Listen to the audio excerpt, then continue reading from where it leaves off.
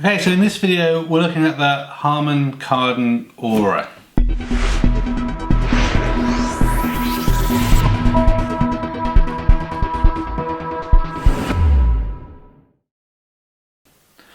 So those of you that already kind of subscribe to the channel perhaps will have seen already that as part of the kind of smart home project I bought a few Amazon Echo Dots, and one of the things about those is obviously by design it doesn't have a good speaker in it. Some would argue that the Echo in general doesn't have a good speaker in it, but that's a different topic of discussion. But I wanted to have a better speaker that I could connect to either directly or via Bluetooth, instead of having to have it connected into my amp all the time, for an example. So one of the reasons for that is in general the amp consumes quite a lot of electricity. I'm not using it all the time, so I don't want to kind of put it into standby mode all the time, and that's actually one of the failings with the Echo Dot, that the speaker, the internal speaker, doesn't get used when there's something plugged in or the Bluetooth is associated with it, so you lose any voice output. So in searching around I decided that I've been really happy with Harman Kardon products, both in cars as well as I have the Harman Kardon sound sticks that I use on my Mac, and I really like those. So I was trying to decide, should I get Sonos as just a different music solution and tie that in with the Echo, but I've decided, we'll see kind of how this pans out. I decided to go with this for a couple of reasons. One is aesthetically I think it's going to look awesome. You've got lots of versatility, so you can connect over Wi-Fi, AirPlay, DLNA, Bluetooth. It's got optical connectors as well, and also the 3.5mm jack. If you decide to buy one of these, make sure you get this version, not the studio version, because that doesn't have the optical input or the wireless. So it depends what you're looking for. I've got this from the Harman Kardon outlet store, so it's a refurb, but you get the full warranties and everything, and you save a ton of money. So let's have a look, see what it looks like. As you go through it, I'll talk a bit more about the functions and kind of speaker setup. The reason it's a cylinder is you have the speakers spread around the side, so 360 degrees of sound input. Yeah, and I think it's going to be good. It's got touch control as well. Like I said, I'm going to use the app most of the time anyway to stream Spotify or whatever, or I'm just going to use the Amazon Echo directly. So let's have a look inside the box and see how things look.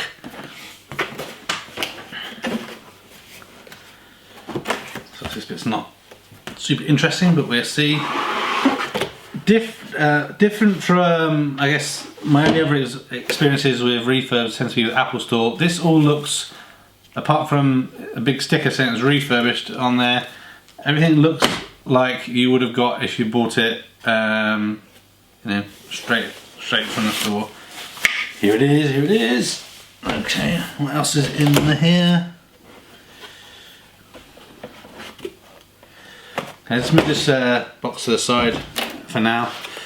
So there's a couple of black boxes inside. I'm assuming that's going to be the power and other cables. So, yep, one power brick.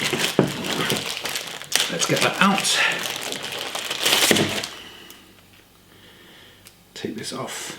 So talking about, just in general about prices, this speaker normally is like £300, or I think it might have even been more when it first came out.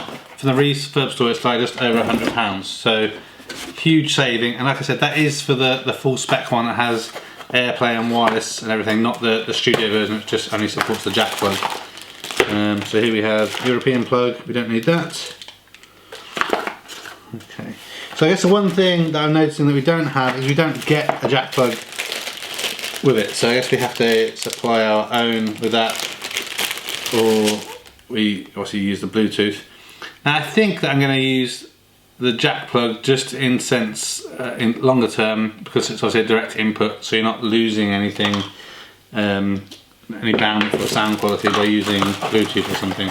But we'll try Bluetooth with this test setup just to see how everything works. So again, let's move these away a little bit.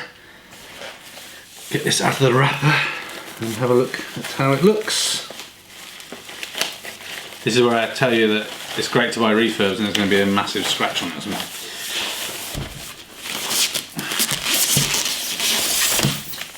Ta-da! Wow, this looks brand new. This is excellent. So here it is. Harman Kardon Aurora.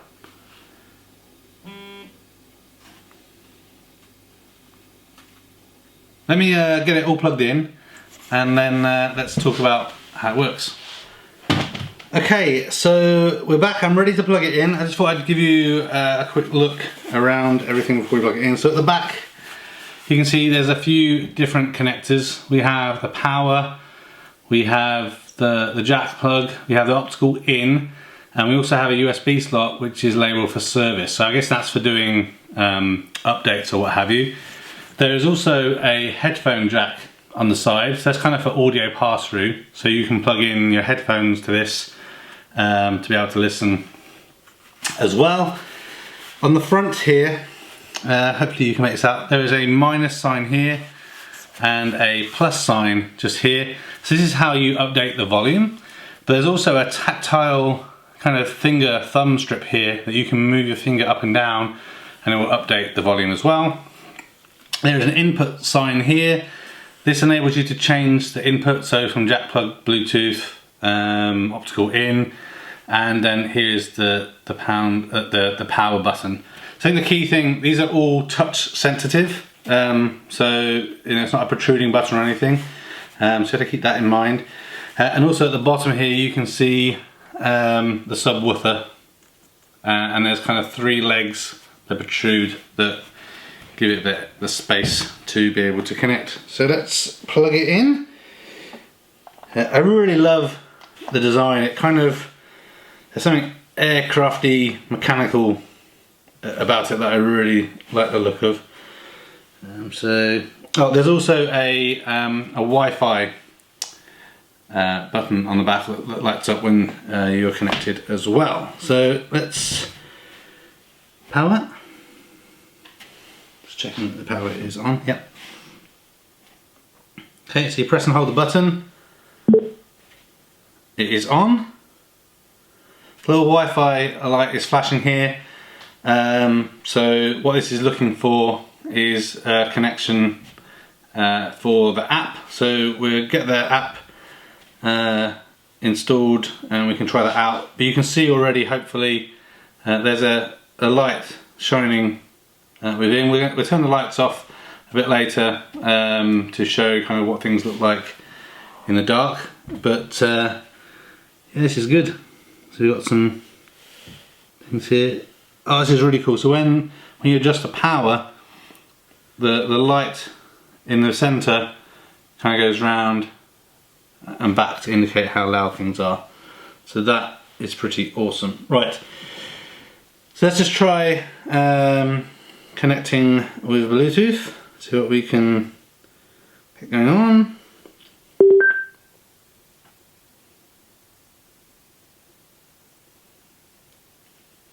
Okay, so it prompts me to tell me that the app is not installed. So would I like to get it from the App Store?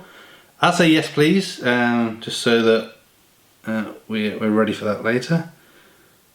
So it's the Harman Kardon Remote is the app that we need. So whilst that is downloading,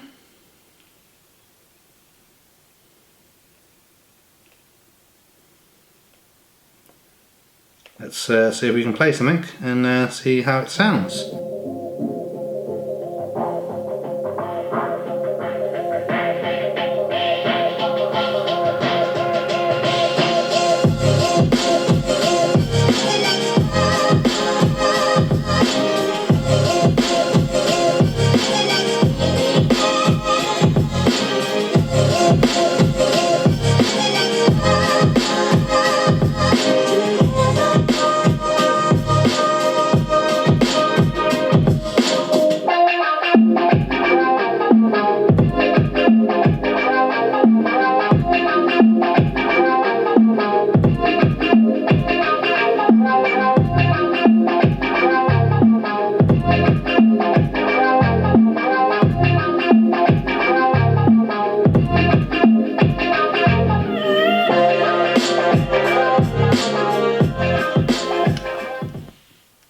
Obviously sound is obviously always going to come across different on the video, but to my ear that's sounding really good.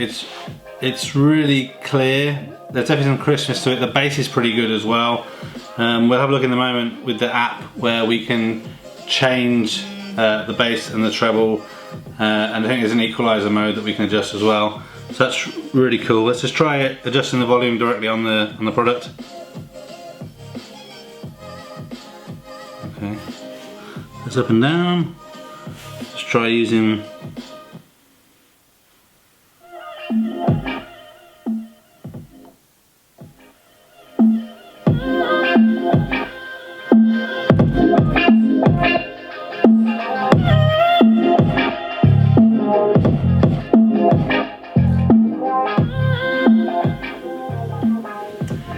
I'm impressed. I mean, this is good stuff. So in terms of power, like I said, it's got the speakers running around here 360, so no matter where you are, you're going to get good sound. So there's quite a good sound stage there.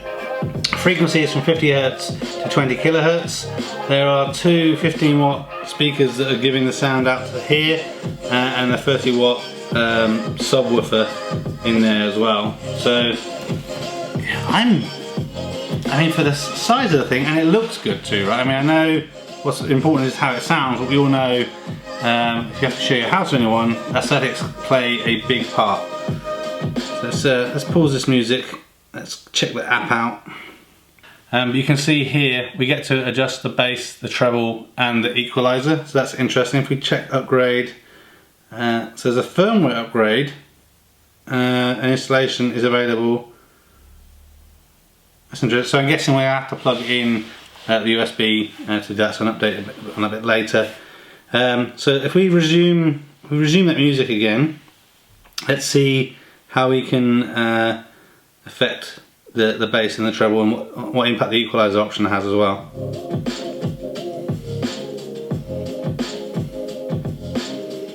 Okay, so again we can control the volume from here.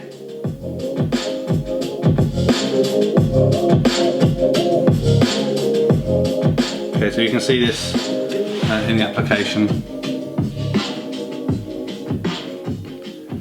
So actually I noticed it's actually the volume as opposed to the treble, so it's volume and the bass, and there's a equalizer option as well. So you press the equalizer, it's also making some changes.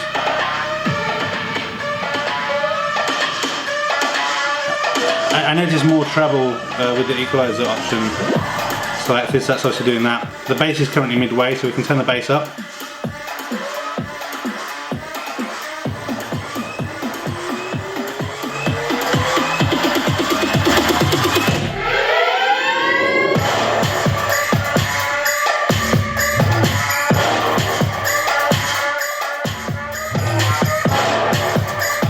So that's with the bass up quite high, and I think you can hear there's really hardly any distortion, which is kind of really impressive. Yeah, I'm happy with this speaker. I think we'll see how it goes over the coming days. I'll leave a comment in this video, but I think if you're looking for a smart, stylish, kind of well-priced and powerful speaker, and you're not interested in having anything that's going to take up too much room, definitely check out this Harman Kardon Aura. I think I'm impressed with it. I think so far doing a good job of finding products that I'm happy with and kind of work well. So yeah, let me know your comments. Have you got one of these? How long have you had it? I think I might look at getting another one of these if there's any available for in the house as well as just using this one over here in the office. So yeah, let me know your thoughts. We'll do a couple of shots without the lighting so you can kind of see what things look like.